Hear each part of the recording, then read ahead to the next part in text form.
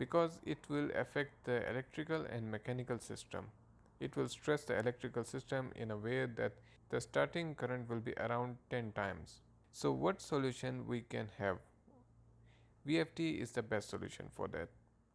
Since electrical and mechanical stress will be removed because the start will be smooth.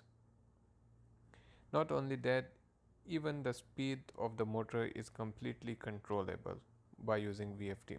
Drive means giving motion to a machine. Now here as a machine we are referring to a motor, but not any motor, we are talking about three-phase motor. There are many names in the market. Some call it drive. Most popular is VFD, which has a full form of variable frequency drive. Some places VFD is also known as VSD, which means variable speed drive, or adjustable speed drive, which is ASD, and some may call it inverter, but they all refer to same item. Now precisely what is the job of VFD?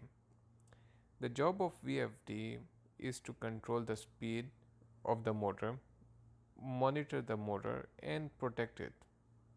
These are the three elementary jobs of VFD. Now where VFD can be used? Short answer to that is wherever you find three-phase motor, VFD can be installed there. I will name few applications here. We can use it in elevator application, escalator application, in the cranes, in pumps, whether it will be water pump or any other pump, and water treatment system, just to name few. But there are plenty other applications where VFD is required. During my course, I will be using LS VFD. You can use whatever VFD you like. The concepts are same. In case you will be using LS VFD, I may be able to help you more efficiently and shortly.